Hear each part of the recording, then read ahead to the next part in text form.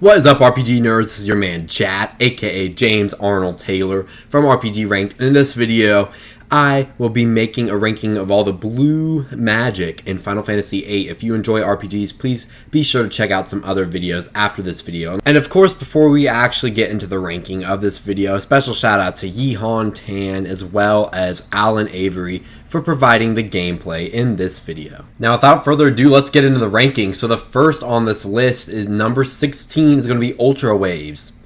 This is a weak multi-target attack that is outclassed by basically all of the other blue magic spells that are multi-target. It's just pretty trash, honestly. And at this point, you can get better blue magic spells. So yeah, let's move on. Laser Eye does more damage than Ultra Waves, which is nice, but it also only hits one enemy. So I don't know, they both kind of suck. Let's move on. Like I said, this is going to be a quick ranking today. 14, Electrocute. Pretty much Ultra Waves, but it's lightning elemental. So, I mean, if you're dealing damage to an enemy's weak to lightning, yeah, go ahead and use this. Otherwise, not really worth it. Alright, let's move on. Aqua Breath. This limit break is better than Electrocute and Ultra Waves. It does a lot more damage. Its magic power is much better, but it's still pretty weak.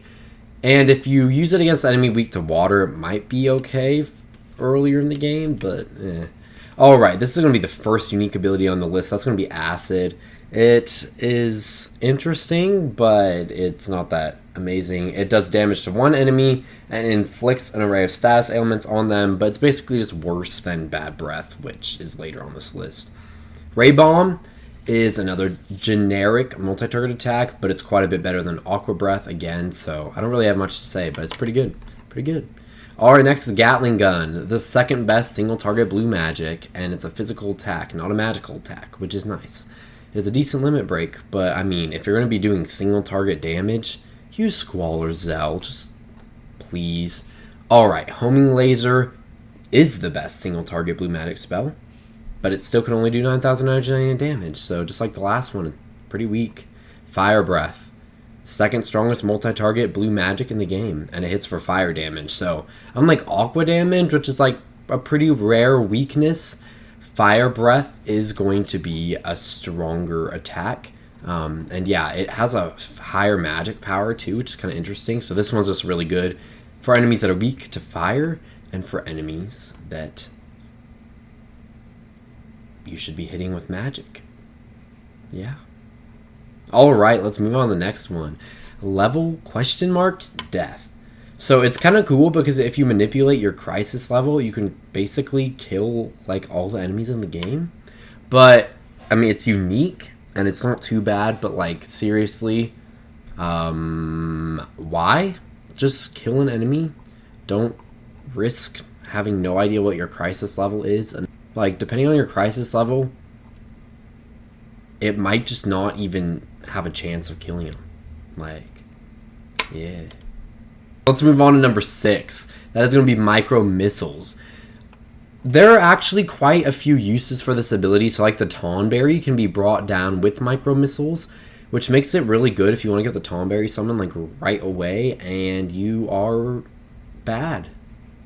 But it's still highly situational. I think it's the first move on this list that I would use over another limit break in certain situations, which is very sad because like there's so many abilities. Like there are 10 abilities that I just said are terrible that you should never really use over another limit break.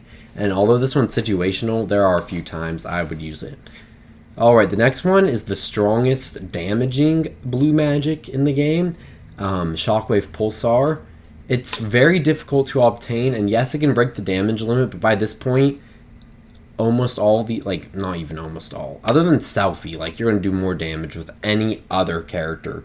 And also, the only time I can really think of, like, and even Eden is just a single hit, over, like, breaking the damage limit ability, summoning Eden, but this is still worse than Eden, like, yes, it's a good damaging ability, but like compared to other damaging limit breaks in the game, nah, don't even try. Alright, next is Bad Breath. It inflicts almost every status ailment in the game. As long as you're crisis level 4, this can be pretty dang cool. Although, just like I was saying earlier, why use death or inflict all the status ailments ever when you could just kill the enemy. Seriously. Alright, next let's move on to White Wind. A very good ability. It's a great healing ability, heal the party to full health or whatever, but you can do the same thing with Selphie's full cure. You can do same thing with just good cure spells. And anyway, you kind of want to be on low health more often than not, so you can just end every battle with a limit break. So honestly, you don't really need this ability.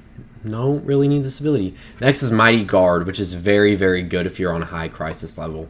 Protect, Shell, Haste, Float, Regen, and Aura can be put on your whole party.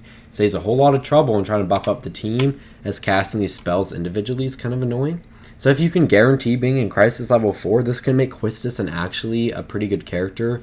However, gonna be honest, why should I do that when I could have a party of, I don't know, Squall, Zell, and either Irvine or Renoa?